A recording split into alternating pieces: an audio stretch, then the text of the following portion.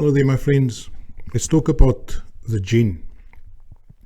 Now, the Jinn often is portrayed as some sort of desert demon in movies and in fairy tale stories like 1001 Arabian Nights. The Jinn feature prominently, and the common understanding of the Jinn in the Quran is some sort of demonic entity, some sort of strange creature, some fearsome creature that is able to occupy the soul of men and women, that dwells in the dark recesses of the world, and that is the image that have been created of the Jinn. But my understanding of the holy text of the Quran is that it has to make sense, that it has to be rooted in reality, and that fairy tales have no place in the holy text.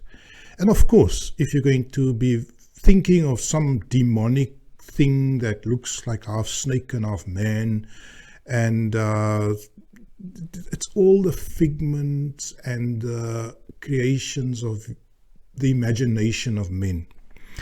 And so we can safely discard those images, and I'm very comfortable discarding those images of what the Jinn is.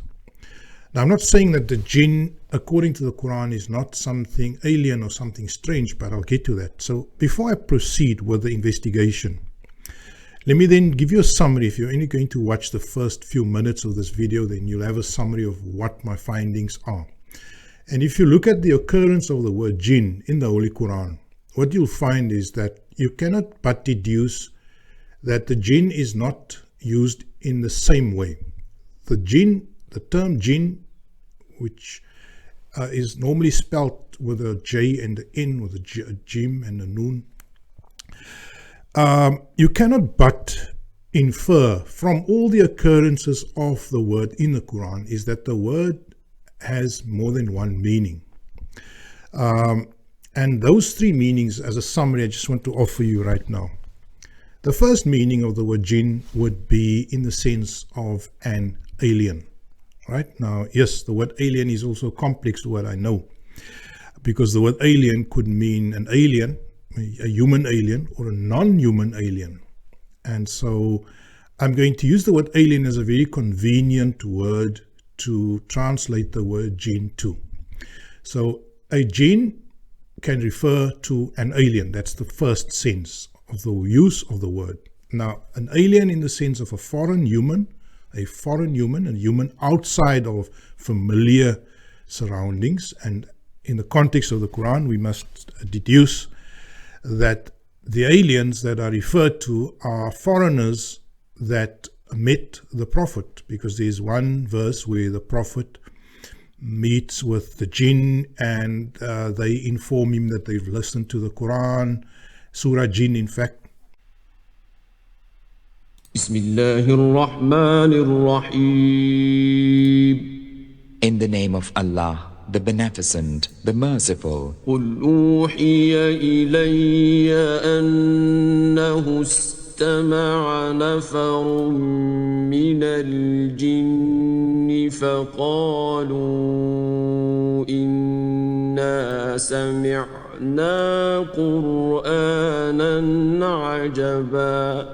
Say, O Muhammad, it is revealed unto me that a company of the Jinn gave ear, and they said, Lo, we have heard a marvelous Qur'an. يهدي إلى الرشد فآمنا به ولن نشرك بربنا أحدا.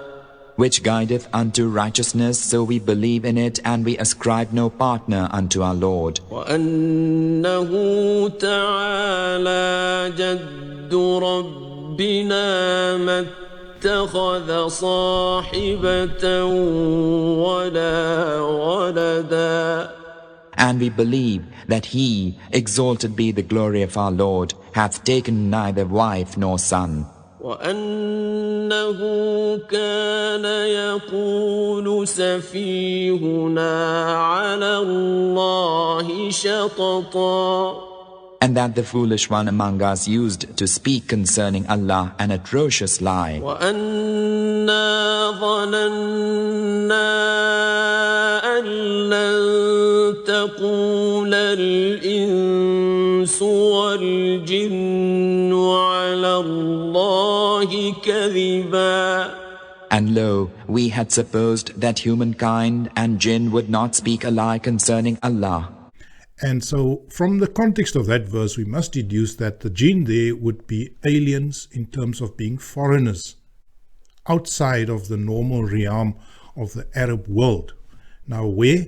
We're not sure, but the aliens there would be people from very far outside the Arabian Peninsula, let's say from North America, South America, who knows?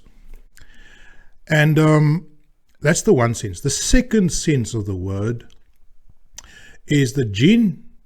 So the first sense of the word is jinn as an alien. The second sense of the word is a jinn as genius. Now you can't not notice the similarity in the words, the sounds of the words genius in Latin or in the Western or in English would be somebody that excels, that is extraordinarily gifted. And but the word genius has more meanings than that, but I'm going to confine myself to that meaning. The word genius as somebody gifted with extraordinary ability, right? Extraordinary ability in many different senses. So the first meaning of the word jinn would be an alien, earthly or non-earthly. The second sense of the word jinn would be genius, human beings possessed of extraordinary capabilities and power. And the third way that the word jinn is used that I can infer is the jinn as, and it relates to the first way, as jinn as a non-matter based life form. So it is jinn as non-material life forms. Now we know that we all are aware of carbon-based life. Our biology is carbon-based. But in the Quran there are a few places, one or two places, where it refers to the jinn as being a pre-created life form, min marijim min nar, created from the smokeless fire. Created from the smokeless fire. And what is fire? Fire is energy. Smokeless fire is energy that is not seen, because what you see when you look at the fire is you see the smoke and you see the flames. And so we can safely deduce that non-carbon or non-material life forms the jinn could refer to non-material forms of life and intelligence, of course, because when the jinn is spoken about in the Quran, it is spoken of as an intelligent life form. And so those are the three ways in which I can see the word being used. First of all, as an alien, human or non-human, and number two, as genius, as human beings gifted with extraordinary and exceptional gifts and powers. And the third form of the understanding of the word jinn is as a non-carbon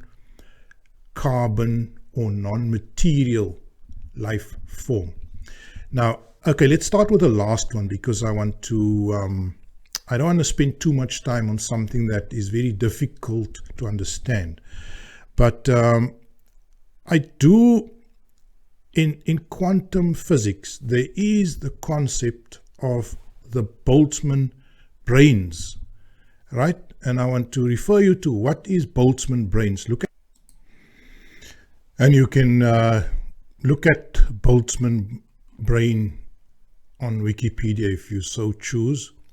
But the point I'm trying to make is that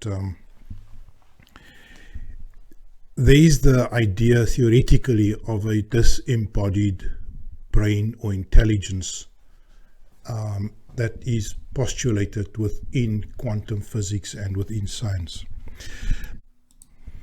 Okay, so if we do a search on the word jinn, we get about 32 occurrences in the Quran. And I just want to look at some of those occurrences. This particular verse here, chapter 6, verse 100 says, "Yet they make the jinns equal with Allah, though Allah did not create the jinns, and they falsely, having no knowledge, attribute to him sons and daughters. Praise and glory be to him, for he is above what they attribute to him."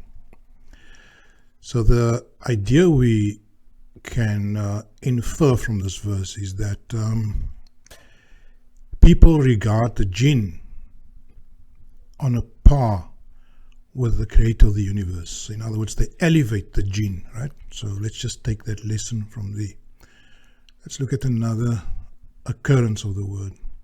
Okay, that's just a short verse. 31. I think I should go down. Let's go to chapter 6, verse 112. "Likewise, did we make for every messenger and enemy evil ones amongst men and jinn, inspiring each other with flowery discourses by way of deception." And so the meaning we can gain from this verse is that the messenger, those who are bringing truth, the truth agents, the agents of truth, the messengers of God, they are confronted by evil elements within men and jinn. So let's just quickly take note of that meaning also. Then we go to 6:128. "One day will he gather them all together and say, O you assembly of jinns, much toll did you take of men. Their friends amongst men will say, Our Lord, we made profit from each other, but alas, we reached our term, which thou did appoint for us. He will say, The fire be your dwelling place. You will dwell therein forever, except as Allah willeth, for thy Lord is full of wisdom and knowledge." The meaning that we can gain from this verse in trying to understand the word jinn is that when the jinn is condemned one day, condemned to be destroyed and taken to account for their evil, then it will be said to them, Much toll did you take of men. In other words, they were able to take a toll on men. In other words, they had an effect or a power over men. And so I want to bring you back to the idea that the jinn, instead of being a reptilian creature in the desert, is actually nothing more than exceptionally or extraordinarily powerful, skilled, talented human beings who are able to rally men and women in large numbers. That is what we should infer from at least these few verses. It is an extraordinary, capable and talented men and women for that matter who are able to take a toll on regular men and women. So regularly endowed men and women are preyed on by exceptionally powerful and skilled and talented men. And that is the meaning that we are drawing thus far. Let's look at some more verses just to see if we can get some more certainty around us.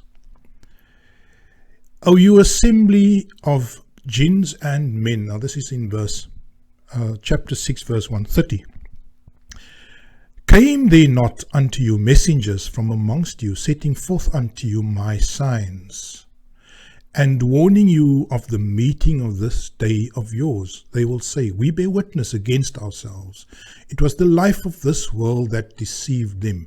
So against themselves will they bear witness that they rejected faith. So men and jinns are again looked at in the same vein. Verse 78. Enter you, ye will say, enter you in the company of the peoples who passed away before you, men and jinns. قَالَ ادْخُلُوا فِي أُمَمٍ قَدْ خَلَتْ مِنْ قَبْلِكُمْ مِنَ الْجِنِّ وَالْإِنسِ. So here, a much more clear indication that the jinn are actually in fact also part of Homo sapiens, of humanity, because it says قَالَ ادْخُلُوا فِي أُمَمٍ قَدْ خَلَتْ min qablikum min al-jinni wal-ins. Previous umam. Now the word umam is peoples or nations.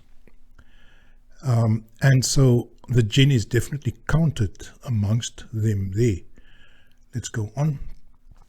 7:179. Many are the jinns and men we have made for hell. They have hearts wherewith they understand not, eyes wherewith they see not, and ears wherewith they hear not. They are like cattle, nay more misguided, for they are heedless of warning. A very powerful verse there, again addressing men and jinns in the same vein.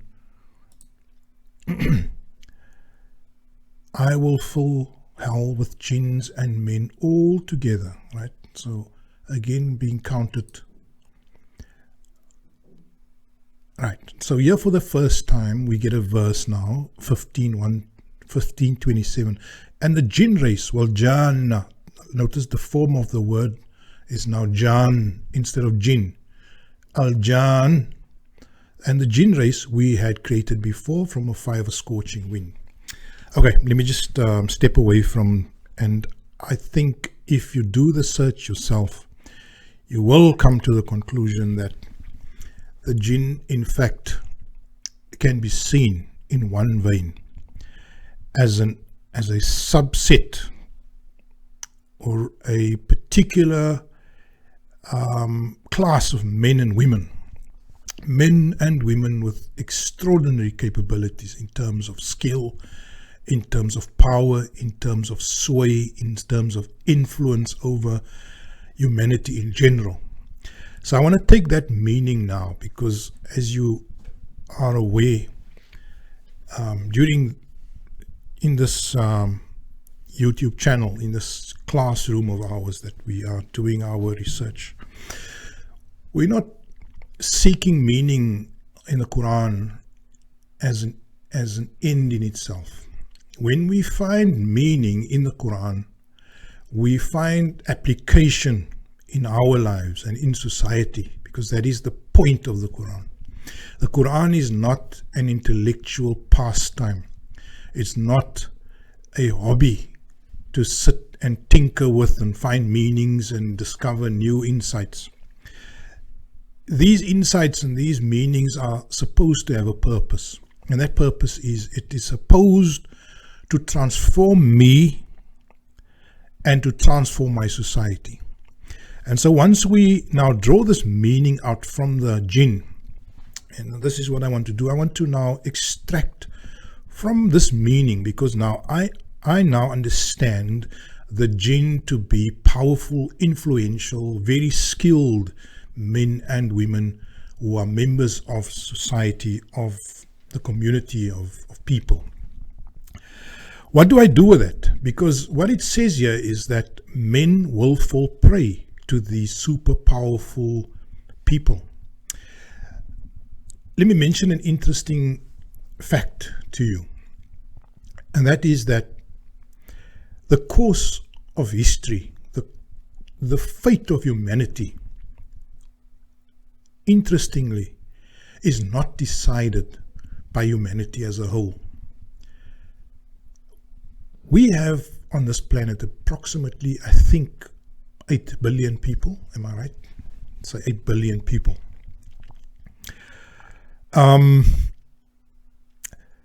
Of that 8 billion people, we can estimate that approximately not more than a few thousand, maybe 10, 100,000 people really determine the fate of mankind. And you can dispute this, but if you do the research, you'll come to the conclusion that the men and women who are in control of governments, who are in control of the mega corporations, the massive businesses and companies, the NGOs, the think tanks of the world, if you really bring it down to the core essential decision makers, you will be left with a very, very small number of people, in the tens of thousands perhaps even. Like I know, for example, in this country, South Africa, Republic of South Africa, we are dominated by approximately 5 to 10 massive companies that own 70-80% of the land, 70-80% of the chain stores, the businesses, the shopping malls, and they own it or they control it. And so you can reduce much of this country to a few pyramid structures, where there's one man running a pyramid of maybe 1 million people or 2 million people. And so these powerful, influential, ultra-skilled people are sitting at the top of the pyramid. And I'm not trying to be a conspiracy theorist. I'm just being rational. I'm just being real here with you. That a mega company like Tesla or like Facebook, it's not run by 1 million people. Please, let's be real. It's run by a committee or a governing body of 10 or 15 people, and that governing body answers to the biggest shareholder, which could be, in the case of Twitter, maybe Elon Musk. One man. And so let us take this information then to the idea of the Jinn. You see, the Jinn is none other in this explanation or in this understanding. The Jinn is none other than those powerful men that sit at the helm of these massive power bases or companies or corporations or governments or establishments. It's none other than that. And if you look at the idea of a Jinn, it is simply the ultra powerful, most highest level of elite globally.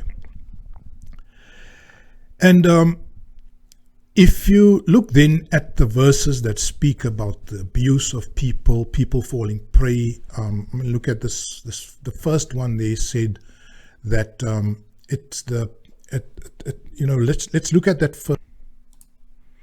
Let's look at this first verse again. And this is the translation of Yusuf Ali. I haven't gotten around to translate these particular chapters yet. And so, but I feel comfortable with this translation. Yet they make the jinns equal with Allah. Now come, let us reflect now. We are trying to do by process of induction, because I've used deductive logic to infer from the verses what the meaning of the word jinn possibly is. And what I'm offering you is that the jinn are in fact the most talented, skilled, powerful elite globally within humanity. So let us put it to the test. Let us look at this verse. Yet the Quran says, وَجَعَلُوا لِلَّهِ شُرَكَاءَ الْجِنَّ. Yet they make the jinns equal with Allah, though Allah did create the jinns. Yet they make the jinns equals with Allah, though Allah did create the jinns, and they falsely, having no knowledge, attribute to Him sons and daughters. Praise and glory be to Him, for He is above what they attribute to Him. Now the understanding then in this verse is that they make the powerful men, the Bill Gateses, the Faucis of the world, the King Fahd, the King, Saud, MBS, the Barack Obamas, the, Macron,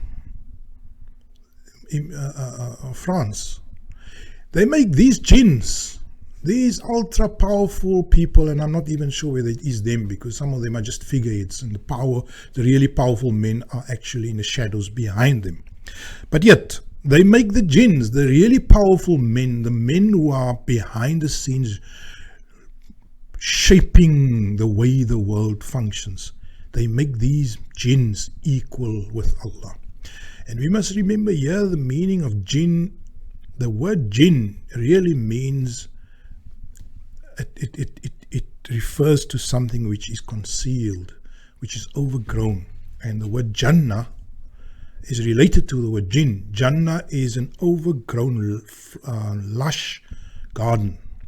Right? So a lush garden. But if you look at Jannat from the hill, it conceals the earth. So the earth is not, the face of the earth, or the soil is not revealed, because the Jannah is that covering which conceals the earth. Right? So the jinn comes from Jannah. Also Junnah is the womb of the mother which conceals the fetus. And so jinn is something, in terms of the meaning of the Arabic meaning of the word jinn, related to Jannah, related to Junnah, related to Majnoon. Majnoon means bereft of the senses. The intellect is concealed, or there's a screen. The mind is covered. The brain is there's a barrier to the brain, which is Majnoon, but it also means, in common language, bewitched. So the meaning we can draw from this is that the jinn, being those people who wield power, who wield control over the destiny of humanity, those who are behind the scenes running the show. And yes, I have said that you can say Bill Gates and you can say this and that and the other, but more these jinn, the jinn people are more inconspicuous even than Bill Gates, because some of them are even more hidden from view. But they are the men and women that really dictate the course of mankind, and do so away or independently of the will of Allah. And so the Quran, now let's just do another verse just to check that meaning. In another verse it says, "We made for every messenger an enemy, evil ones amongst men and jinn, inspiring each other with flowery discourses by way of deception." So now let's apply that meaning again inductively.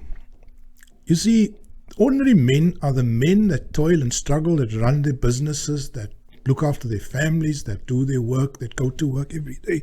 But there are those men and women that do not go to work every day. Their work is to corral and to herd humanity. They are the men and women that sit at the helm of these massive power elite pyramids, where they control millions of men and women, and where they dictate the direction for these millions of men and women. What do you think the fashion industry of the West is? The fashion industry is not an industry that is based on nature or based on an evolution that is in any way related to nature. The fashion industry is simply a few key individuals in Paris and in Milan and in London that determine the way that the West will attire and dress itself, whether they will wear bikinis or whatever, or revealing clothes or concealing clothes. The fashion industry is an example of a few people shaping the behavior of millions of people. And so that is really what we mean by the jinn. The music industry is another thing. What do you think? Who is it? It's not a natural progression in terms of what music people like. So the overt sexualization and vulgarization of music in the West, the incorporation of vulgarity, of profanity into music, turning music, which is generally a positive and comforting and soothing a practice or pastime, turning it into an instrument of corruption. So then we can then understand what the jinn is. They are the people who are pulling the levers behind the scenes of men and women, not of any weird reptilian creature. I know there are people who believe that the jinn are in fact reptilian. If they mean by them being cold-blooded, indifferent to the plight of humanity, then I would say yes, reptilian in a figurative sense. Yes, the jinn could be seen as reptilian. But in terms of their biology, they would certainly be regular, Homo sapiens. But look at this verse, it bears out that explanation. Likewise did we make for every messenger an enemy, evil ones amongst men and jinn. So it is the ordinary folk that oppose the messenger, the bringer of truth, the bringer of justice, the bringer of emancipation. Ordinary people will oppose them, so the guy next door who has an interest in not endorsing truth and righteousness will go and defend evil. But more important, it is the jinn, it is the forces behind the scenes, those unseen players that function at the helm, at the top of these power pyramids globally, that really are able to oppose the messenger. And so I will leave it there for now. Obviously in this discussion, I've not gone into the other meanings, like for example, Sulaiman. If you look at the chapters, the story of Solomon and how he employed the jinn, once again, in that sense, we can understand the jinn to be men of extraordinary capability, skill and capacity. Because Sulaiman put to work jinn, but he did not put to work any strange creatures or reptilian beasts of that sort. I think we must dispatch or dispense of that foolish notion of what the jinn is. So I think the lesson I'm drawing out of this is that let us identify the jinn for what it is in our social context. And the meaning of the jinn, definitely, one of the meanings, is that the jinn would be those men and women who occupy the pinnacle of power, either visibly or invisibly, but more invisibly, I believe, than visibly. So those who are in charge of the levers of power, like, let me give you another example just to end us off nicely on a practical note. If you look at the war in Ukraine, the war between Russia and Ukraine. Now, if you believe that that war started in March, then you are being manipulated by these jinn. The jinn, or the supreme inner circle, the deep state as they are called often, these jinn have been operating for many years, not since February 2022. In 2014, in fact, the conflict started when the legitimately elected president of Ukraine was manipulated out of power by these jinn. And these jinn are the deep state actors. Go and look up Victoria Nuland. Go and look at all the other deep state actors which fomented problems within that country. And let me then bring in another example, Pakistan. Imran Khan was taken out of power, the position of prime ministership of Pakistan. Who was responsible for it. Once again, you can look at the deep state players within Pakistan working in tandem with the deep state players or the Jinn of the CIA and the West. And together they conspired and they put in charge of Pakistan a ruler that is sympathetic to Shaitan, to the West, and to their schemes that will fight against Christian, that will take the side of atheist America against Christian Russia.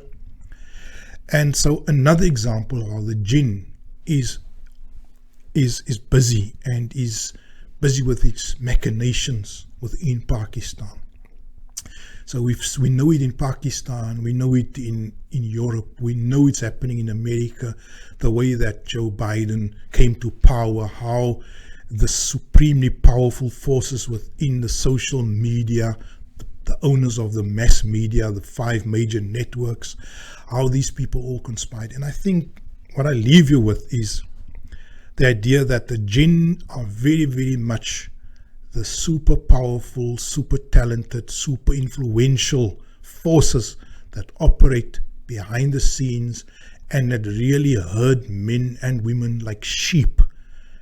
And where this verse makes sense, where people regard these forces as God, they put them on a par with God.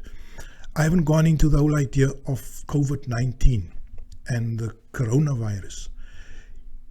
You know, for every truth there is about coronavirus, there's a lie also being spread. And who's spreading the lies? The lies are being promoted by these people who are profiting on this disease. And so when you speak vaccines and when you speak lockdowns and when you speak mask wearing, etc., you need to think very, very carefully what is nature, what is science, and what is the propaganda of the Jinn, of these Jinn forces that are operating in the background. And make sure that you are not duped and trapped within the mindset and the thinking which the Jinn is creating for you. Walhamdulillahi Rabbil Alameen.